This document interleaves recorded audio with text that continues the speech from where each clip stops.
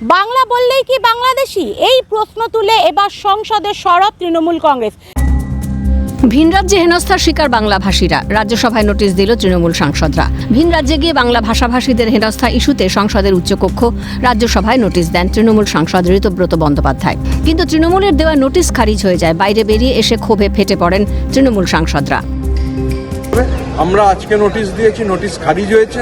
পার্লামেন্টে সংখ্যার জোরে গায়ের জোরে নোটিশ খারিজ করা যায়, মানুষের আন্দোলনকে খারিজ করা যায় না। এই ভাষাকে, বাংলা ভাষাকে অপমানের বিরুদ্ধে আমরা যে কোনো ভাষার অধিকারের পক্ষে। আর বাংলাকে যেভাবে কোণঠাসা করা হচ্ছে রাজনৈতিকভাবে, মমতা বন্দ্যোপাধ্যায়ের সঙ্গে পেরে না উঠে, অভিষেক বন্দ্যোপাধ্যায়ের সঙ্গে মোকাবিলা না করতে পেরে বাংলা ভাষাভাষী মানুষের ওপর যে নজিরবিহীন আক্রমণ হচ্ছে তার প্রতিবাদ চলবে। এই প্রতিবাদের কণ্ঠস্বর ওনারা রোধ করতে পারবেন না। নোটিশ খারিজ হতে সুর চড়িয়েছেন তৃণমূল সাংসদরা। তৃণমূলের রাজ্যসভা সাংসদ দোলা সেনের বক্তব্য, নতুন ন্যারেটিভ তৈরি করতে চাইছে বিজেপি। নতুন ন্যারেটিভ এখন শুরু করেছে। বাংলা ভাষায় যারা কথা বলছে তাদের সব ডকুমেন্ট আছে, তারা ভারতীয় নাগরিক, পশ্চিমবঙ্গের অধিবাসী, কিন্তু তাদেরকে হেনস্থা করছে। এর জবাব আবার আমরা বলতে চাই, কুৎসা, অপপ্রচার, মিথ্যা, ষড়যন্ত্র, অন্যায় কোনোদিন শেষ কথা বলে না। শেষ কথা বলবে সত্য, শেষ কথা বলবেন ন্যায়, এবং শেষ কথা বলবেন মানুষ। আক্রমণ শানিয়েছেন তৃণমূলের লোকসভার সাংসদ কল্যাণ বন্দ্যোপাধ্যায়। তার মন্তব্য, বাংলা ভাষার ওপর আক্রমণ মানব না।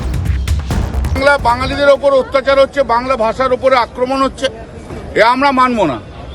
এই কেন্দ্রীয় সরকার বিজেপি যেখানে পাচ্ছে বাঙালিদের ধরে তাদেরকে অ্যারেস্ট করে দিচ্ছে, বাংলা ভাষার ওপর আক্রমণ করছে।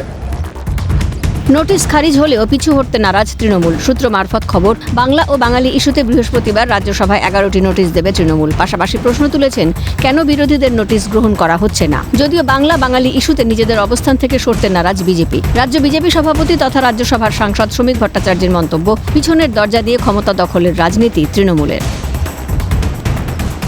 তৃণমূলের এজেন্ডাই তো রোহিঙ্গাদের, বাংলাদেশি মুসলিম অনুপ্রবেশকারীদের নাম, ভুয়ো ভোটারদের নাম তালিকায় রাখবে। পশ্চিমবঙ্গের মানুষ স্বচ্ছ ভোটার তালিকা চায়।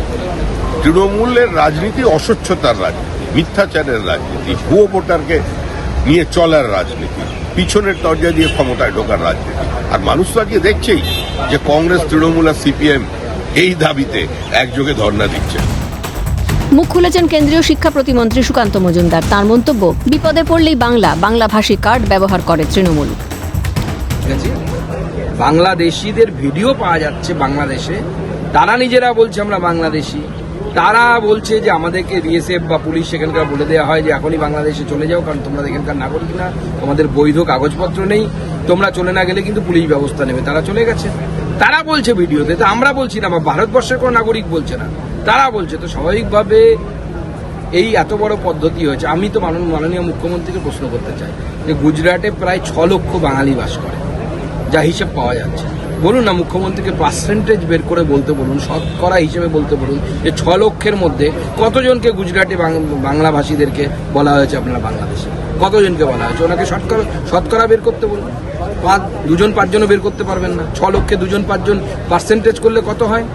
মুখ্যমন্ত্রীকে কাউকে বলুন অঙ্ক কষে দিতে, মুখ্যমন্ত্রী বলবেন। বৃহস্পতিবার থেকে সংসদের লোকসভা এবং রাজ্যসভাতে প্রায় তৃণমূলের সব সাংসদরাই এই বিষয়ে নোটিশ দেবেন। আলোচনা যদি না হয় তাহলে তারা বাইরে বেরিয়ে সেই নিয়ে বিবৃতি দেবেন, এবং প্রত্যেক সাংসদ এবার সংসদের কাজকর্মে বাংলা ভাষাতেই কথা বলবেন। অর্থাৎ সংসদের ভিতরে যে আলোচনাগুলো হবে, যে ডিসকাশন হবে, সেখানে বাংলা ভাষাতেই বক্তৃতা দেবেন তৃণমূলের সাংসদরা। বাঙালি, বাংলা এবং পশ্চিমবঙ্গের এই অস্মিতাকে তুলে ধরার জন্য তৃণমূলের সংসদে এই অভিনব প্রয়াস। নিউ দিল্লি থেকে ইন্দ্রাণী দাশগুপ্তর রিপোর্ট, ক্যালকাটা নিউজ।